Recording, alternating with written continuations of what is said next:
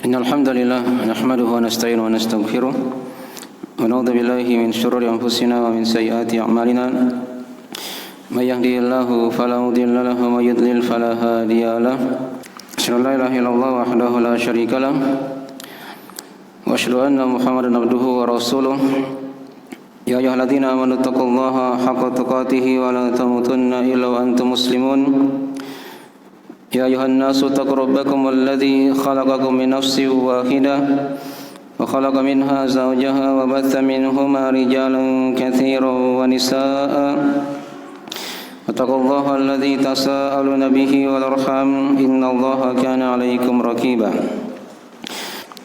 يا أيها الذين آمنوا اتقوا الله وقولوا قولا سديدا يصلح لكم أعمالكم ويغفر لكم ذنوبكم ومن يطع الله ورسوله فقد فاز فوزا عظيما أما بعد فإن أصدق الحديث كتاب الله وخير الهدي هدي محمد صلى الله عليه وعلى آله وسلم وشر الأمور محدثاتها فإن كل محدثة بدعة وكل بدعة ضلالة وكل ضلالة في النار.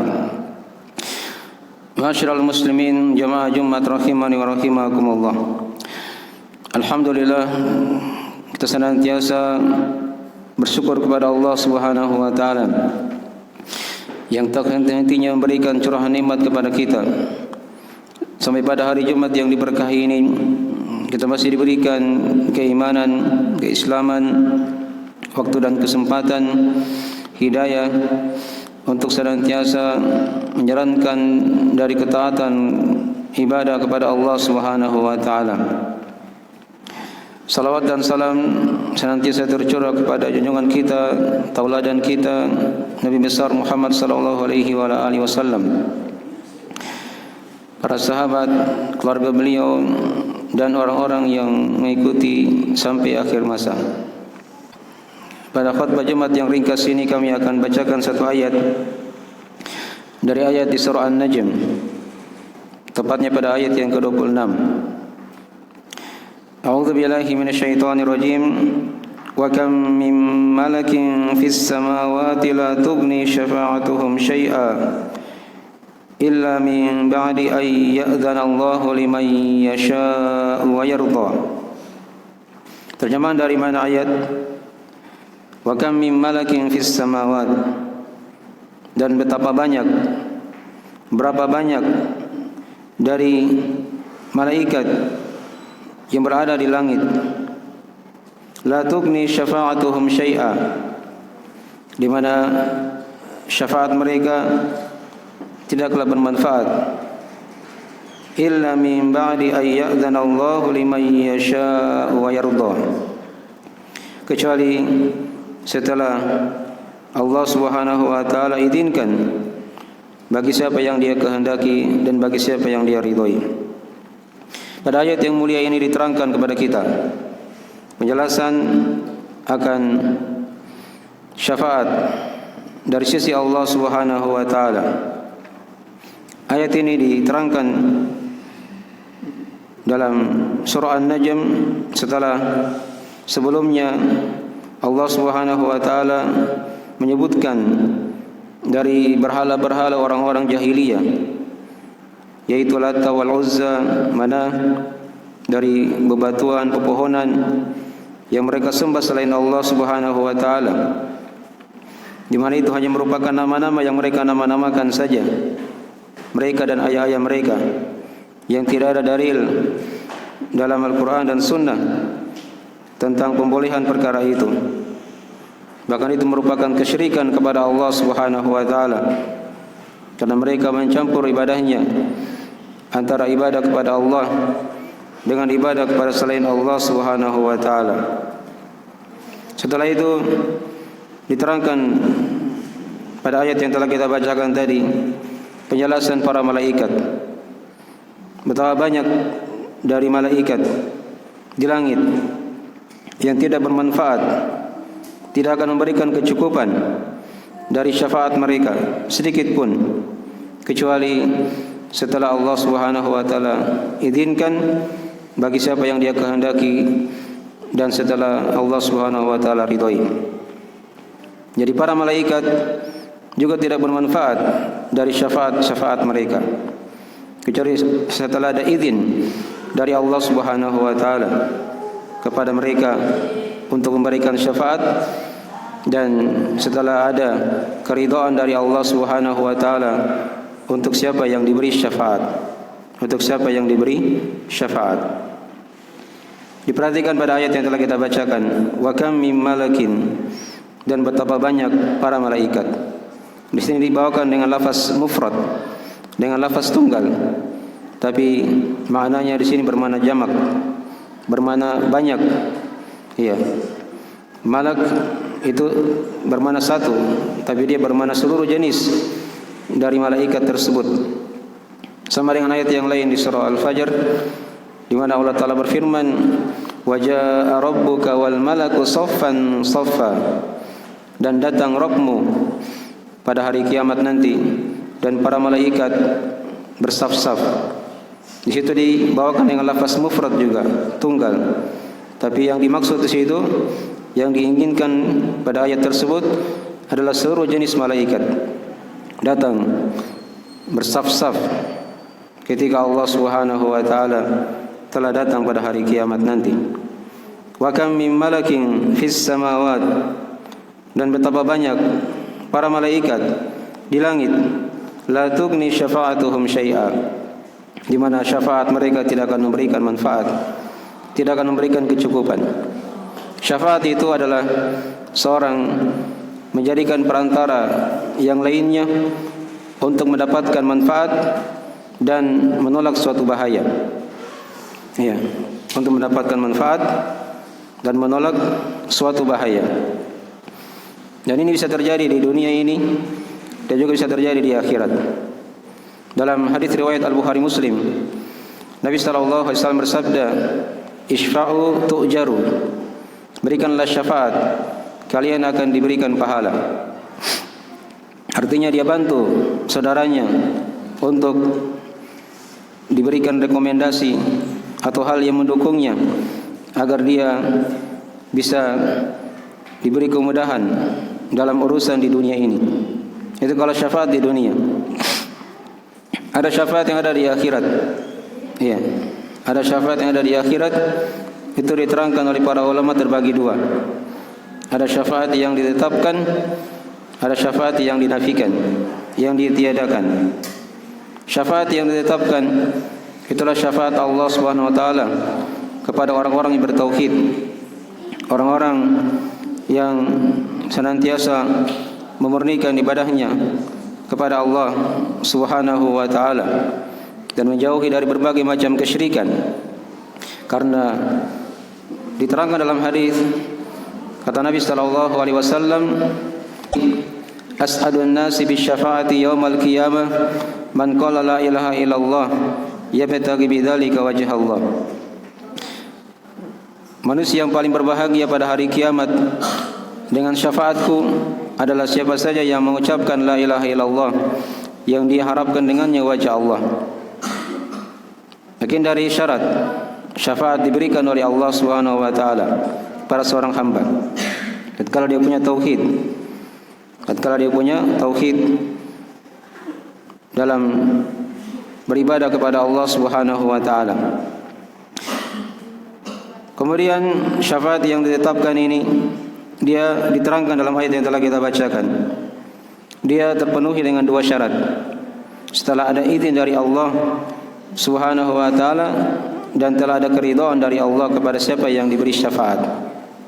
Ini diterangkan juga dalam ayat yang lainnya di surah Thaha oleh Allah Subhanahu wa taala, illa man adina lahu ar-rahmanu wa radiya lahu qawlan, dan tidak ada bermanfaat syafaat kecuali siapa yang telah diizinkan oleh Allah Subhanahu wa taala dan telah diridhai dari ucapannya. Telah diridhai dari ucapannya. Maka ini dari penjelasan tentang masalah syafaat. Dan juga diterangkan dalam ayat yang lainnya di surah Al-Baqarah di ayat kursi, man dzalladzi yashfa'u 'indahu illa bi'idznih. Siapakah yang bisa memberi syafaat di sisinya, di sisi Allah, kecuali setelah ada izinnya. Ya, setelah ada izinnya. Menunjukkan syafaat itu akan terjadi ketika sudah diizinkan oleh Allah Subhanahu wa taala. Dan syarat yang kedua, telah diridhai oleh Allah kepada siapa yang diberikan syafaat tersebut. Ada syafaat jenis yang kedua adalah syafaat yang ternafikan, yang ditiadakan. Syafaat yang ditiadakan ini adalah syafaat yang dia diminta kepada selain Allah, yang mengandung padanya kesyirikan kepada Allah Subhanahu wa taala. Misalnya dia minta syafaat kepada patung-patung, kepada berhala-berhala, atau kepada malaikat, kepada orang-orang soleh, kepada nabi, maka ini dari syafaat yang ternafikan. Ya. Dan orang-orang yang berbuat kesyirikan pada hari kiamat nanti, mereka tidak akan diberi syafaat oleh Allah Subhanahu wa taala. Malil zalimina min hamimin wala syafi'i yuta'. Tidak ada bagi orang-orang yang zalim itu orang-orang yang kafir, yang berbuat kesyirikan, ada pelindung dan ada pemberi syafaat.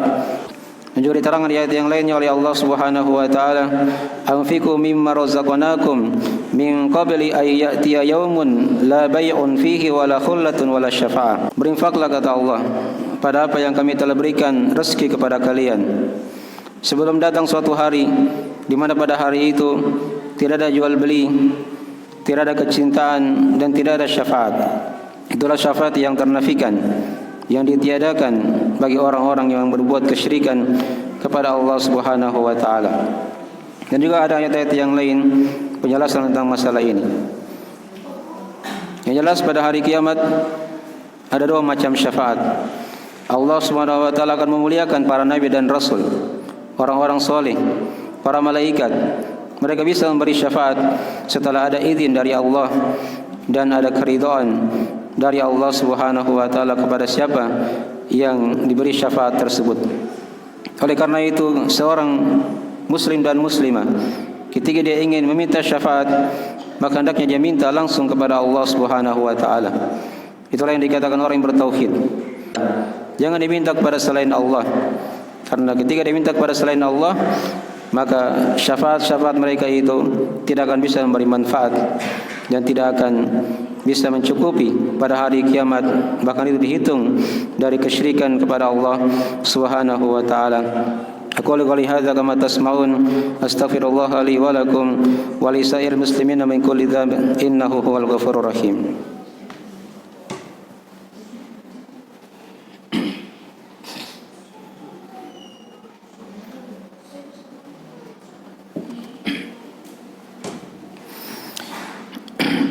Innal hamdalillah nahmaduhu wa nasta'inuhu wa nastaghfiruhu wa natubu ilaih. Asyhadu an la ilaha illallah wahdahu la syarika lah wa asyhadu anna Muhammadan abduhu wa rasuluh sallallahu alaihi wa alihi washabihi wa man tabi'ahum bi ihsan ila yaumiddin, amma ba'd.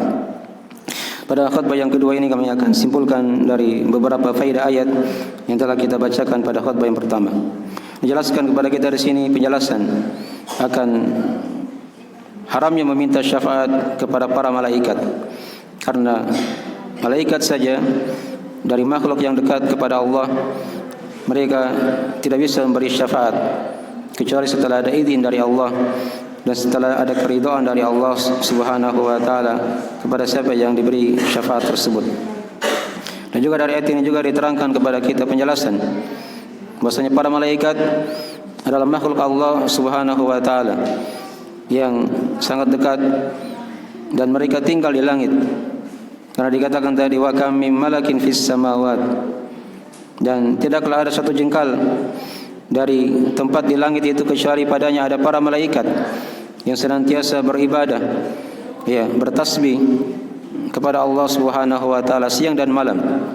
Mereka tidak pernah capek dalam beribadah kepada Allah Subhanahu wa taala dan senantiasa mengerjakan seluruh dari perintah yang diperintahkan oleh Allah Subhanahu wa taala kepada mereka semuanya. Dan juga diterangkan dari ayat ini juga penjelasan bahwasanya syafaat itu ada dua jenis. Ada syafaat yang ditetapkan, ada syafaat yang ternafikan, yang ditiadakan.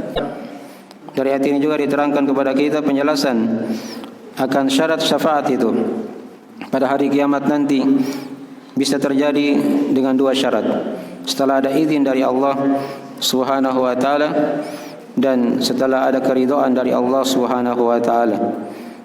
Kemudian dari sini juga diterangkan kepada kita dari ayat yang telah kita bacakan penjelasan penetapan kehendak untuk Allah Subhanahu wa taala. Ada dikatakan dari illa min ba'di ayyadzanallahu liman yasha'u wa yarda. Dan juga padanya diterangkan kepada kita penjelasan akan sifat ridho untuk Allah Subhanahu wa taala. Allah meridhai dari hamba-hambanya yang bertauhid dan Allah tidak meridhai adanya kesyirikan. Wala yarda li ibadihi al-kufur, dan dia tidak meridhai pada hambanya itu adanya kekafiran. Maka ini sebagian dari penjelasan dari faedah ayat. Semoga kita digolongkan pada hari kiamat nanti dari orang-orang yang diberikan syafaat oleh Allah Subhanahu wa taala dan dimuliakan dengan surganya serta dijauhkan dari siksa api neraka. Innahu waliyadzalika wal qadiru alaih. Innallaha wa malaikatahu yusholluna 'alan nabi ya ayyuhalladzina amanu shallu 'alaihi wa sallimu taslima. Allahumma shalli wa sallim ala abdika wa rasulika wa nabiyyika Muhammad wa man sara bi nahjihi minas sahabati wal khulafa'ir rasyidin wa man tabi'ahum bi ihsan ila yaumiddin. Allahumma ighfir lana dhunubana diqqaha wa ajillaha wa awwalaha wa akhiraha wa alaniyataha wa sirraha ya arhamar rahimin. Allahumma arinal haqqa haqqan warzuqna ittiba'ah wa arinal batila batila warzuqna ijtinabah. Allahumma aminna fi awtanina wa aslih a'immatana wa walata umurina waj'al hadzal balada baladan amina mutma'inna wa sa'ira biladil muslimin. Allahumma taqabbal minna innaka antas samiul alim wa tub alaina innaka antat tawwabur rahim. Allahumma ighfir lana wa liwalidayna warhamhum kama rabbawna shighara. Allahumma ya muqallibal qulub tsabbit qulubana ala dinik wa ta'atik. Allahumma inna nas'aluka ilman nafi'a wa rizqan thayyiban wa amalan mutaqabbala. Allahumma inna nas'aluka al-huda wat tuqa wal afafa wal ghina. Rabbana la tuzigh qulubana ba'da idh hadaytana wa hab lana min ladunka rahmah innaka antal wahhab. Rabbana a'inna ala dzikrika wa syukrika wa husni ibadatik. Rabbana atina fid dunya hasanah wa fil akhirati hasanah wa qina adzabannar. Subhana rabbika rabbil izzati amma yasifun wa salamun alal mursalin walhamdulillahi rabbil alamin wa aqimis salat.